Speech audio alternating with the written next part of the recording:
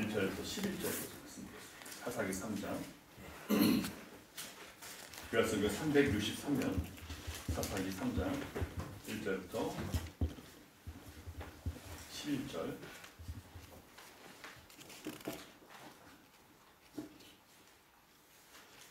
여호와께서 가나안의 모든 전쟁들을 알지 못한 이스라엘을 시험하려 하시며 이스라엘 자손의 세대 중에 아직 전쟁을 알지 못하는 자들에게 그것을 가르쳐 알게 하려 하사 남겨두신 이방 민족들은 블레셋의 5 군주들과 모든 가나안 족속과 시돈 족속과 바알 헤르몬 산에서부터 하맛 입구까지 레바논 산에 거주하는 히위 족속이라.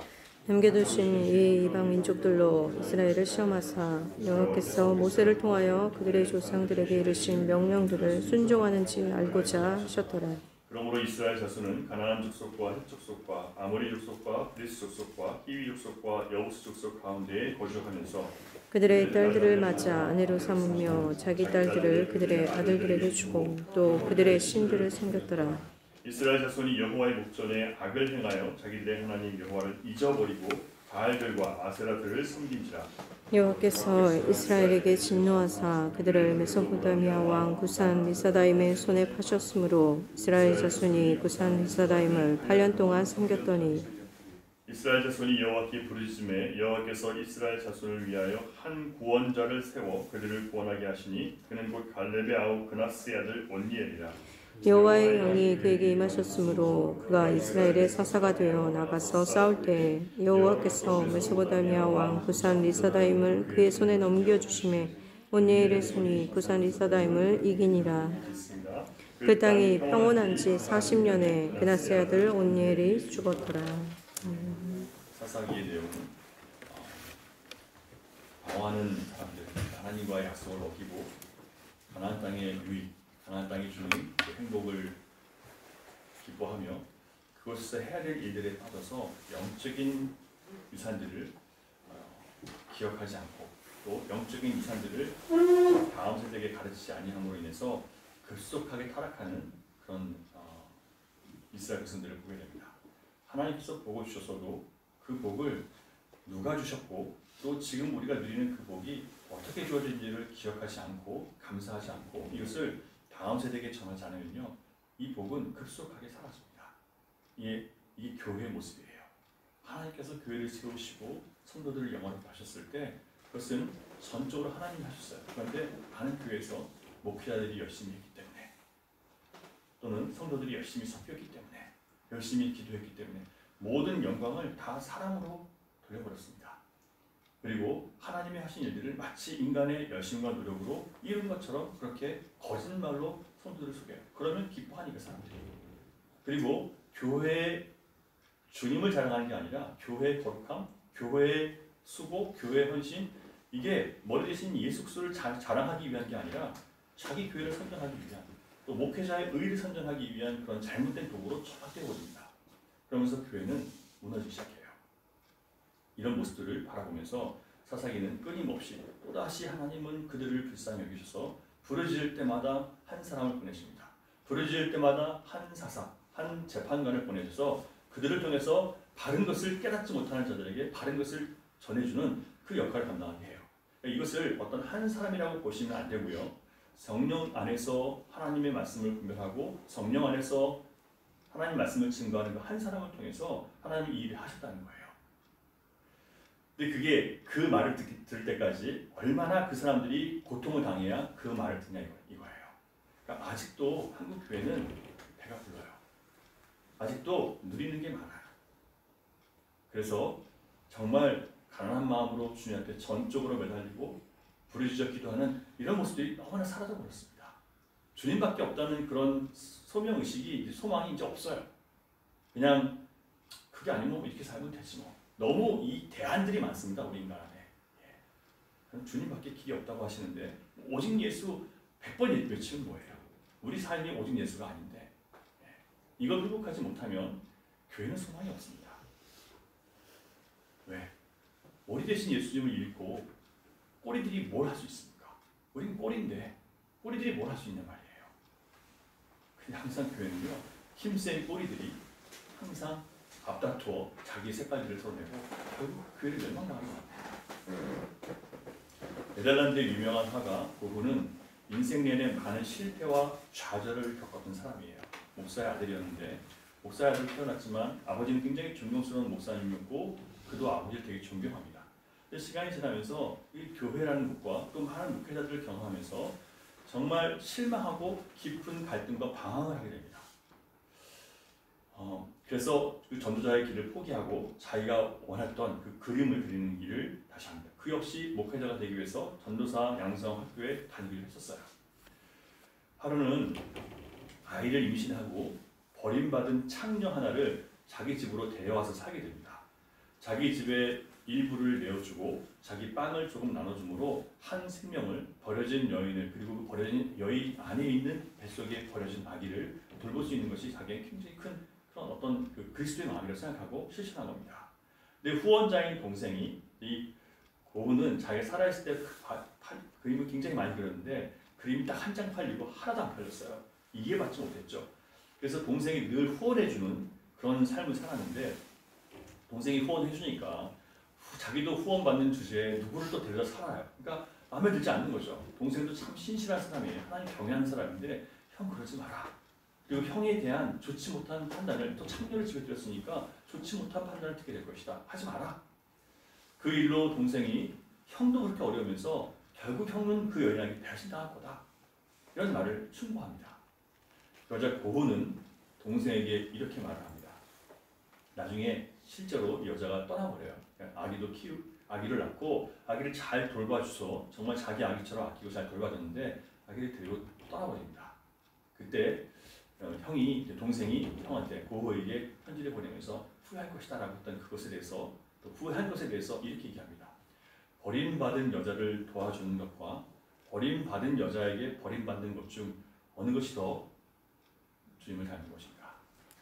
그러니까 우리가 어떤 질문을 가지고 있을 때, 어떤 갈등이 생길 때 사실 우리는 예수님 안에서 생각하는 것보다 그냥 그 문제의 현실이 나한테 얼마나 해를 주냐, 얼마나 고통이 되냐, 얼마나 나에게 유익하냐 이런 어떤 이해관계 속에서 항상 선택을 하는 거예요. 판단을 하는 겁니다. 예수님이라면 이 상황에서 어떻게 하셨을까? 예수님의 판단을, 예수님을 향한 자신의 어떤 명성을 또 사람들의 칭찬을 두려워하셨습니까?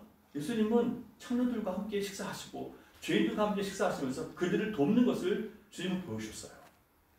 그 당시에 안다고 하는 사람들, 그 당시에 지식인들, 또 종교인들, 그들이 외면했던 그들을 지금 찾아가셔서 만나주시는 거죠. 과연 우리는 어떤가? 이렇게 우리는요, 사실 예수님에 대해서 그 삶을 바라보면 너무나 많은 것들이 우리가 살고 있는 것이 달라요. 너무 다릅니다. 그런데도 우리에게 만약에 그런 일이 주어지잖아요. 싫어해요. 교회에 조금 추레하고 좀 이런 사람들이 오면 너무너무 싫어하는 사람들. 목사님 저 내보내면 안 돼요.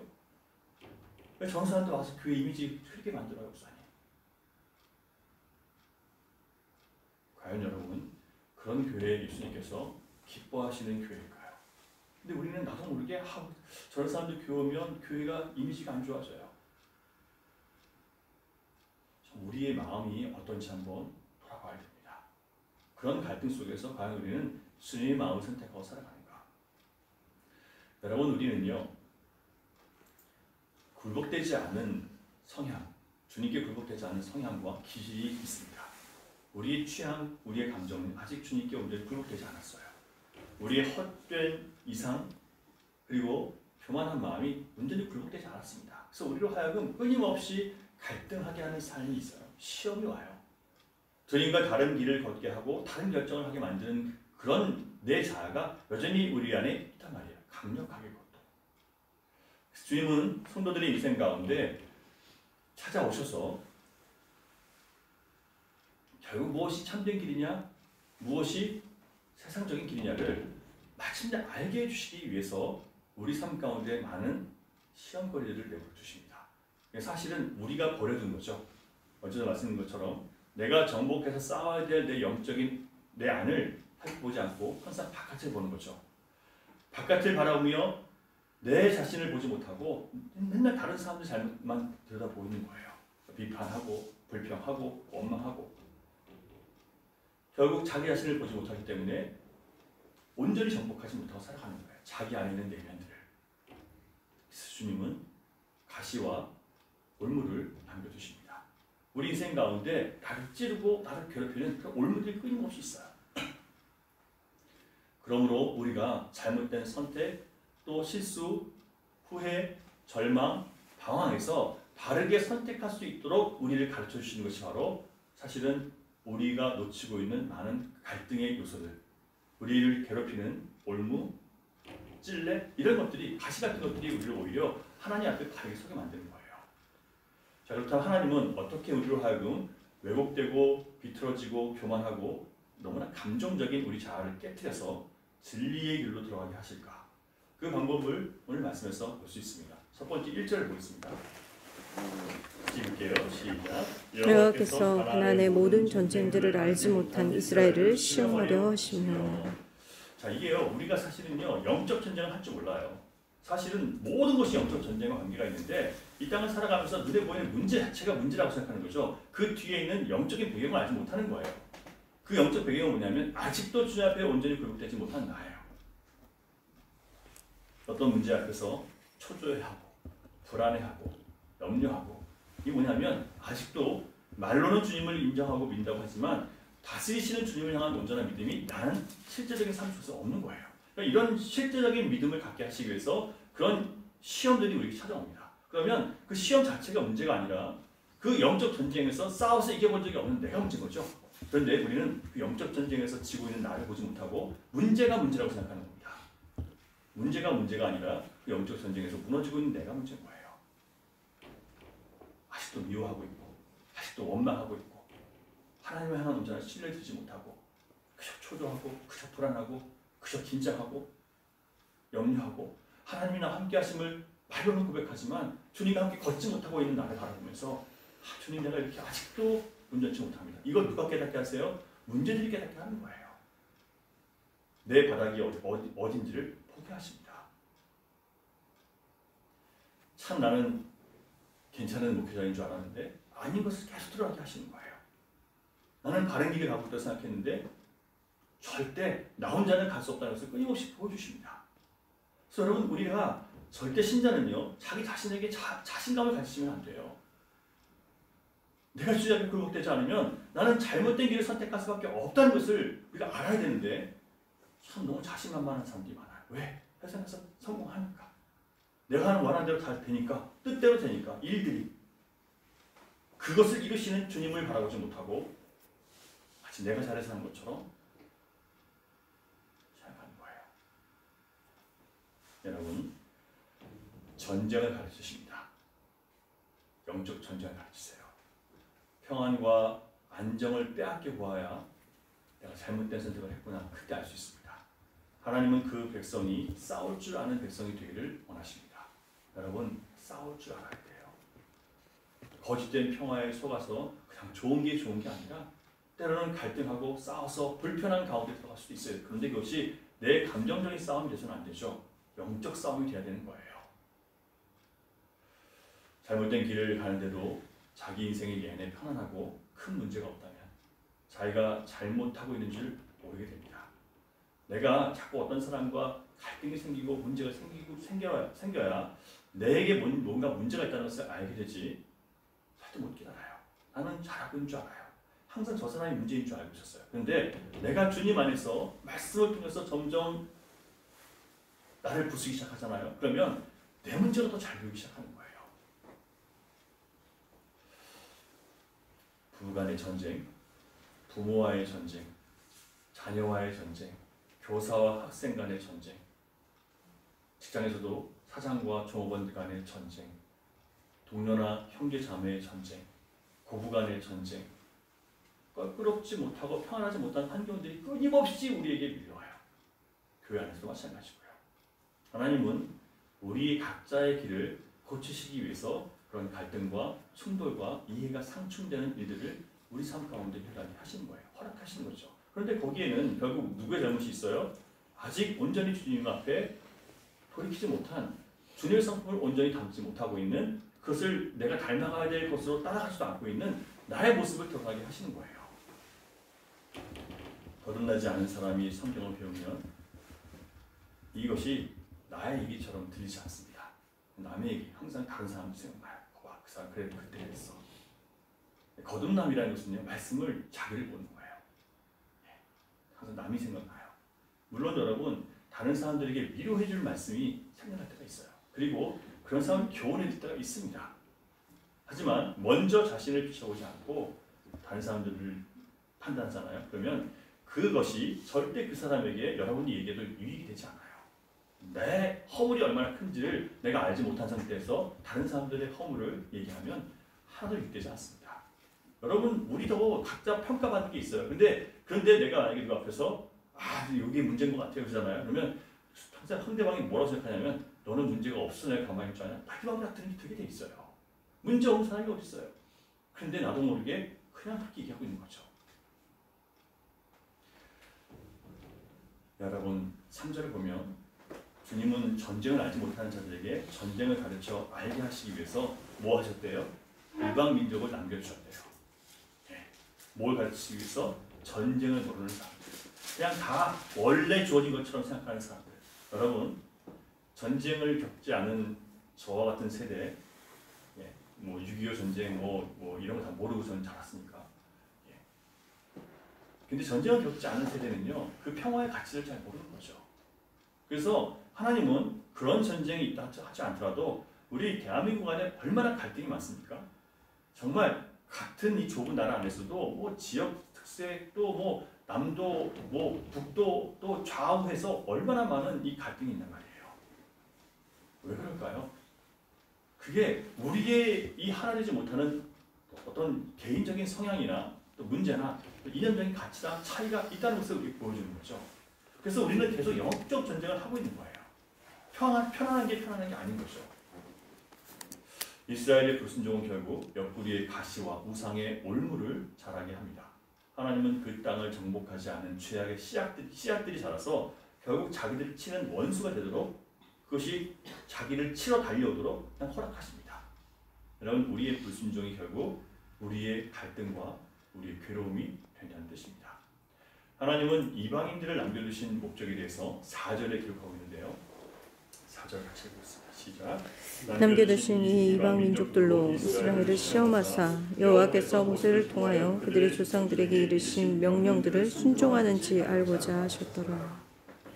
아까 고흐가 갈등했던 것처럼 하나님이 주신 말씀이 내 삶에 갈등으로 다가왔을 때 또 다른 사람들과 이 신앙적인 가치가 부딪힐 때 나는 어디에 순종하고 있느냐를 하나님은 우리에게 시험하기를 원하신다는 거예요. 왜요? 그런 영적 갈등을 통해서 내가 주님을 닮아가는 거거든요. 자라나는 거거든요. 근데 우리는 그런 갈등을 참 안 하고 싶어 해요. 특히나 영적 갈등은 그냥 먹고 살기 힘든데 왜 그런 것까지 신경 써야 됩니까? 라고 말씀하시는 분들이 참 많아요. 여러분, 먹고 사는 문제가 힘든 이유가 주님 안에서 온전히 연합되지 못했기 때문에 생기는 고통이라는 것을 왜 모를까요? 왜 그것을 깨닫지 못할까요?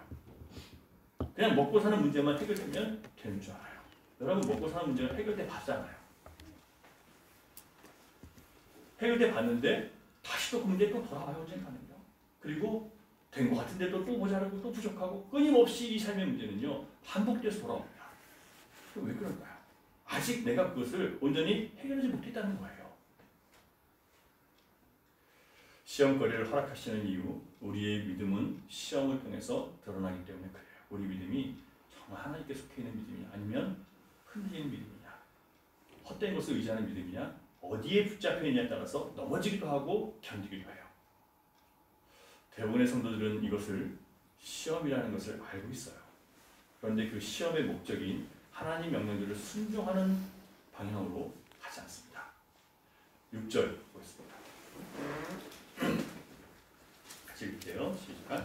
그들의 딸들을 맞아 아내로 삼으며 자기 딸들을 그들의 아들들에게 주고 또 그들의 신들을 섬겼더라. 답이 틀렸죠? 그런 상황에서 주님이 원하시는 것들을 지켜나가야 되는데 주님이 원하시는 것을 지켜나가기보다 뭘 원해요? 타협. 서로 사이좋게 지내야지. 여러분, 이게요 좋은 거예요. 평화, 화목한 것도 좋아요. 하지만 화목할 수 없는 부분들이 있습니다. 이런 것들을 분별을 못하는 거죠. 왜요? 우리가 갖고 있는 영적 진리, 또 하나님 앞에서 우리가 살아야 되는 선한 가치, 윤리, 도덕, 이건 타협하면 안 돼요. 그런데요, 미국에서 동성애에 대해서 이 합법화되기 전에 어떤 일이 있었냐면 사람들이 자꾸 동성애하는 사람들이 많아지니까 목회자들이 어떤 얘기를 하냐면요, 이제는 동성애는 트렌드야, 그냥 받아들여. 목사들이요, 다른 목사들이 그런 말을 하기 시작한 거예요. 이건 트렌드니까 받아들여야 돼. 이건 문화야. 더 이상 이거 싸우면 안 돼. 그러면서 그 이후에 동성애가 미국에서 합법화된 거예요. 그러니까 결국 목사들이 문을 열어버린 거죠. 하나님의 말씀이 아니라고 한 것은 아니어야 되는데, 그럼에도 불구하고 온갖 그 사람들을 위로한다는 명목으로 동성애를 합법화할 수밖에 없는 그런 성경적인 내용을 찾아내요. 뭐 무슨 뭐 히브리어가 어쩌다 이러면서 동성애는 원래 있는 거다. 원래 동성애자들이 하나님께서 만드셨다. 이렇게 해석을 해버리는 거예요. 그러니까 성경이 그렇게 해석했다고 하니까 그런 것들 붙잡고 살아가는 사람들이 얼마나 좋겠습니까? 그냥 따라가는 거예요. 여러분, 하나님의 백성들이 평화 또는 공존이라는 명목으로 이방인들의 가치, 세속주의화 되기 시작하면서 영적 타협이 본격적으로 시작됐고 세상의 영이 교회 안에 물밀듯 들어오게 돼서 결국 교회가 문 닫게 된 거예요. 유럽 교회가 그렇게 된 거고요. 지금 미국 교회는 급격하게 그 물결을 향해 가고 있고 한국 교회도 지금 그렇게 되고 있어요. 우리 어쩌면 참 다행이에요. 왜냐하면 우리는 한국 교회이기 때문에 이 땅에서 그런 고통을 당하지 않고 있는 거예요. 여러분, 지금 한국 교회도 마찬가지고 미국 교회도 마찬가지고 정말 어떤 말씀을 전하는 게 두려울 정도로 점점 법이 이것들 제어해 나가고 있어요. 자, 두 번째, 왜 하나님께서 이런 시험을 허락하시는지, 또 시험을 통해서 어떻게 우리를 바꿔가시는지. 자, 돌이켜 바른 길을 택하지 않고 우리가 고집 부릴 때요, 우리가 어떻게 하시냐면 하나님은 방치해 주십니다. 이건 잘못된 것을 방치하는 게 아니라 그들이 잘못된 선택을 해서 그들이 고난당할 때 그냥 내버려 두시는 거예요. 하나님은 개입하셔서 구원해 주시는 분인데 그냥 내버려 두시는 거예요. 왜? 고집 부리니까. 그래서 자기가 가는 그 고집대로 사도록 내버려 두시죠. 그리고 나서 그 끝에 고통이 와야 이제 그때 깨닫는 거예요. 그러니까 완악하기 때문에 내버려 두시는 거죠. 괴로움이 심할 때 자신을 낮추어서 하나님께 스스로 돌아오도록 하시는 방법을 쓰십니다. 7절을 보면 이스라엘 자손들이 바알과 아세라들을 섬겼다. 그 결과로 하나님은 그들이 선택한 잘못된 결과가 그들을 괴롭게 하도록 방치합니다. 8절을 보겠습니다. 8절 시작. 여호와께서 이스라엘에게 진노하사 그들을 메소포타미아 왕 구산 리사다임의 손에 파셨으므로 이스라엘 자손이 구산 리사다임을 8년 동안 섬겼더니. 여러분, 결국요, 내가 좋아하는 것을 선택했을 때 그 선택한 것이 나를 올가매고 나를 죽이는 쪽으로 끌고 옵니다. 그러니까 사단이요, 참 그 잘 속이는 이유가 뭐냐면 우리 형편을 너무 잘 이해하거든요. 우리 인간의 형편을 잘 이해해요. 그래서 인간의 형편을 가지고 와서 힘들지, 어렵지, 괴롭지, 내가 다 알아. 그러면서 쉬운 길을 제시해 주는 거예요. 그래서 따라갔더니 결국 뭐가 와요? 나중에 자기 목을 베어버리는 거예요. 나도 모르게 그 뜨거운 물에 들어가서 처음에는 따뜻하죠. 나중에는 끓어서 죽어버리는 개구리처럼 돼버리는 거예요. 그 뜨거운 걸 모르고. 사단이 그런 전략을 항상 쓰는 거죠. 많은 사람들이요, 좋은 게 좋은 것이라고 생각하는 순간, 내 이 현실적인 몸에 좋은 걸 생각하는 순간 이렇게 속아 넘어가는 거예요. 말씀을 듣고 알면서도 세상 편한 걸 쫓다 보니까 잘못된 선택을 합니다. 고난이 찾아오는 것도 복이며 감사할 일이라는 것을 여러분 알아야 되는데, 무조건 고난은 나쁜 거고 피할 일이라고 생각합니다. 이런 고난이 사실 처음에는요, 먹고 마시는 일상의 필요나 결핍의 문제로 찾아와요. 그런데 먹고 마시는 문제가 해결되고 보장이 되잖아요. 그러면 육신의 즐거움, 그리고 더 높은 수준의 어떤 마음의 편안함, 또 더 높은 수준의 문화, 이런 것들을 원해요. 그러니까 끊임없이 우리는요, 이 안에 있는 탐심, 욕심, 또 자기를 높이고 싶은 마음 때문에 계속 잘못된 선택을 하며 살아갈 수밖에 없는 삶을 살고 있는 거예요. 그리고 세상은 그런 유혹이 너무나 많은 거죠. 결국 모든 문제는요, 썩어질 자기의 육신을 위해 사는 것으로 잘못된 선택을 함으로 일어난다는 것을 우리가 알기를 하나님은 원하시는 겁니다. 구산 리사다임은 그들이 원하는 모든 것들을 갖춘 사람이에요. 강한 힘, 강한 군대, 그리고 풍성함, 풍력, 모든 것을 다 갖췄어요. 근데 그 모든 것들을 갖춘 사람을 쫓아가다 보니까 결국 그들이 우리를 사로잡아서 하나님의 은혜를 알지 못하게 만드는 구속시켜버리는 그런 비참한 자리로 들어가게 하는 거예요. 물질을 추구한 사람은 물질 때문에 매여 살다가 죽습니다. 건강을 추구하는 사람은 건강 쫓아가다가 결국은 자기 영혼을 버려요.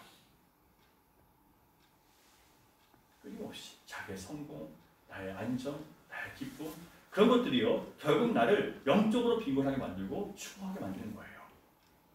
여러분 눈에 보기 좋고 몸이 반응하고 나를 더 높아지고 인정받게 하는 모든 것들에 대한 탐심이 죽을 때까지 이 채워지지 않는 그런 것들을 우리가 추구하는 것을 버리시게 하기 위해서 하나님 때로는 내버려 두세요.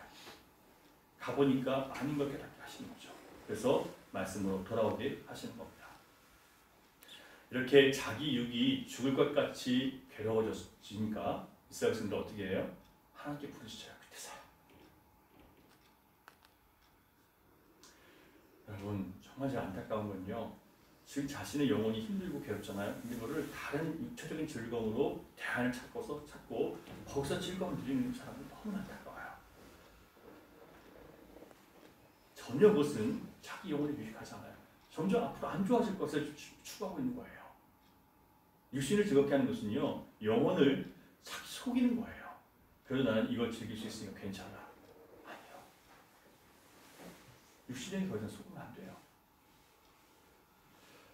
자, 어떻게 하나님께서 이 부르짖는 자들을 위해서 살게 만드시는지 9절 보겠습니다. 9절. 시작. 이스라엘 자손이 여호와께 부르짖음에 여호와께서 이스라엘 자손을 위하여 한 구원자를 세워 그들을 구원하게 하시니 그는 곧 갈렙의 아우 그나스의 아들 온니엘이라. 온니엘이라는 사람을 하나님께서 준비하셨습니다. 자, 갈렙은 어떤 사람이었어요? 여호수아와 갈렙은 믿음을 지킨 사람들이죠. 그래서 모든 사람들이 다 광야에서 죽을 때 가나안에 입성한 두 사람 중에 하나예요. 그 동생인 그나스의 아들이죠. 그 온니엘인데 그 가정 안에 이미 믿음의 영으로 가득 차 있는 것이죠. 그러니까 그들을 하나님은 세우시는 겁니다.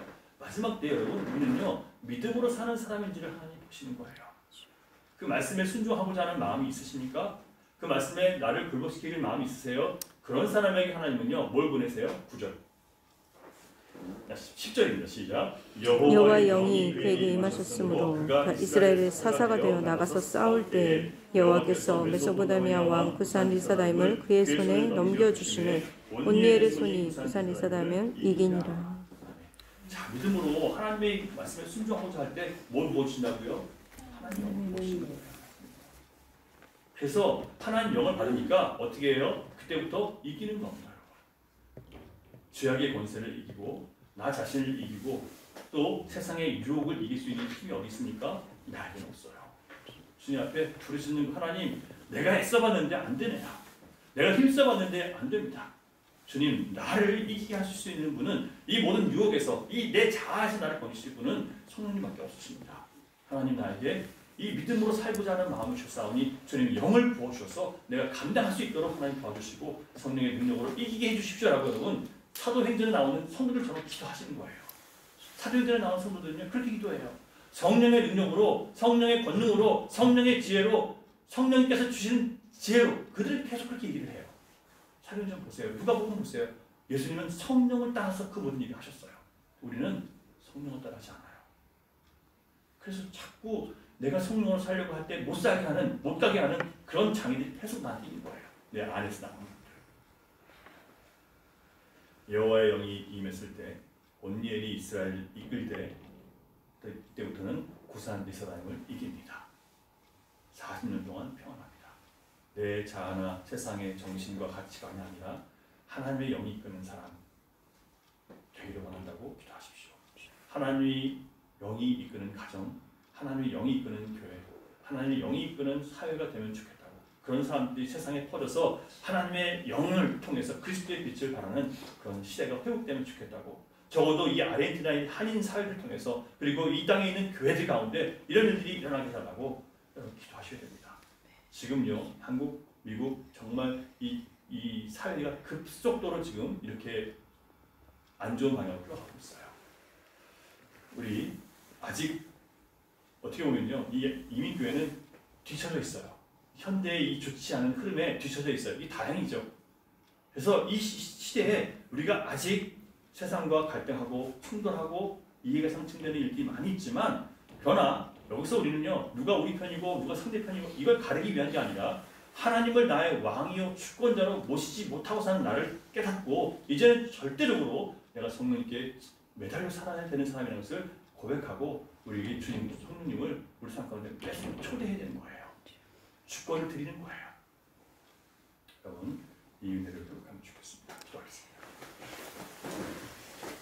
하나님 많은 갈등과 시험들을 통해서 우리가 살아야 될 방법과 선택해야 될 일들과 중요하게 생각해야 될 일들과 버려야 할 일들을 구분하게 하시고 분별하게 하시는 세밀하게 가르쳐주시는 하나님을 찬양합니다. 하나님의 영이 우리 안에 계실 때 우리는 이제 이길 수 있다고 말씀하셨습니다. 하나님 이제 성령님을 우리 안에 다시 한번 기쁨으로 모셔드리고 그 성령님께 나를 내어드림으로 성령님께서 내 안에서 이기시는 삶을 살아갈 수 있도록 하나님 도와주셔서 다시 한번 우리 교회 또 내 안에 우리 가정 안에 이 땅에 하나님의 나라가 임하는 일에 쓰임받는 그런 저희 모두가 될 수 있도록 도와주시옵소서. 일상 예수님 이름으로 기도드립니다. 아멘. 하늘에 계신 우리 아버지, 아버지의 이름을